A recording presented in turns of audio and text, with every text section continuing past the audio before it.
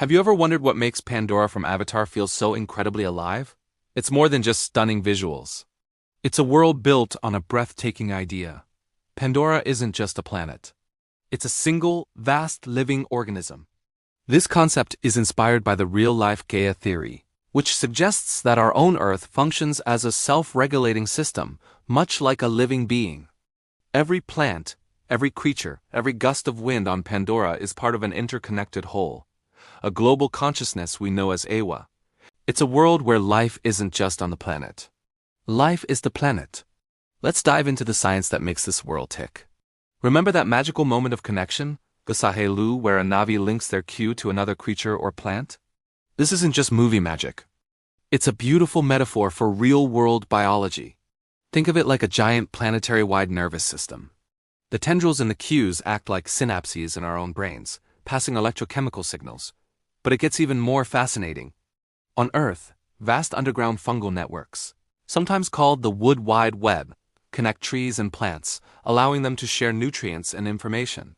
The root system of Pandora, which allows the Na'vi to connect directly with Eywa, is a supercharged version of this very real phenomenon. Every living thing is a node in a massive biological computer. So, is Eywa a god? Not in the way we usually think of one. Eywa isn't some distant deity sitting on a cloud.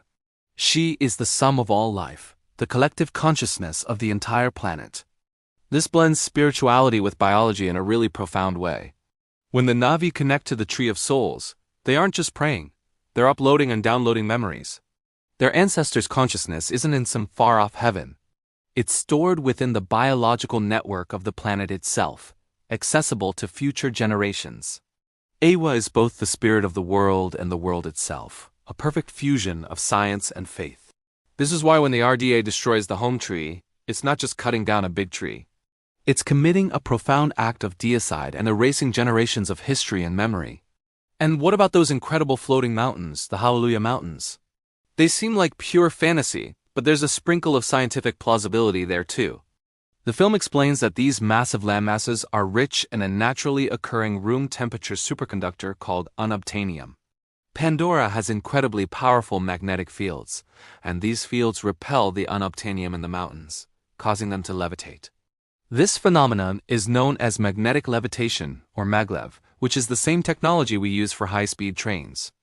While a mountain-sized superconductor is beyond our current understanding, the core scientific principle is grounded in reality, making the fantasy feel just a little more tangible. The beauty of Pandora goes far beyond its science. It's deeply rooted in its culture. The Na'vi way of life was heavily inspired by various indigenous cultures from our own world, particularly Native American and Amazonian societies. This isn't a superficial reference. It's about a deep spiritual connection to the land, a respect for elders, and a societal structure built on community rather than individualism. You see it in their tribal organization, their hunting rituals that honor the spirit of the animal, and their profound reverence for the natural world. This deliberate choice by the filmmakers highlights a worldview that many modern societies have lost, one where humanity is not separate from nature, but an integral part of it.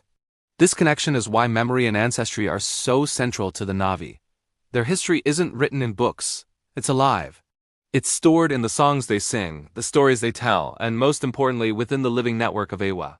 The Tree of Souls is a living library, an archive of every life that has ever been. When a Na'vi dies, their consciousness joins this collective, becoming part of the planet's memory. This makes their heritage tangible and eternal. An ancestor isn't a distant memory. They are a voice you can still hear, wisdom you can still access. It's an unbroken chain of life and knowledge, stretching back to the very first songs. This brings us to one of the most powerful phrases in the film, I see you. When a Na'vi says this, it's not just a casual greeting.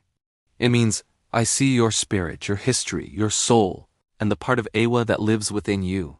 It is a profound acknowledgement of the other person as entire being and their connection to all life.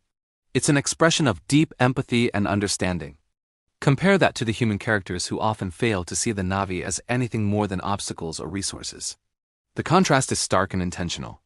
Ultimately, the Avatar films are a powerful critique of our own world's anthropocentric mindset, the belief that humans are the center of the universe and nature is just something to be used and exploited.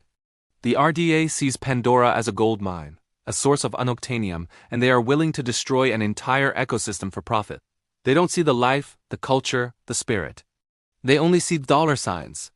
This mirrors the real-world destruction of rainforests, the pollution of oceans, and the exploitation of natural resources without regard for the consequences. The film holds up a mirror to our own society and asks, is this who we want to be?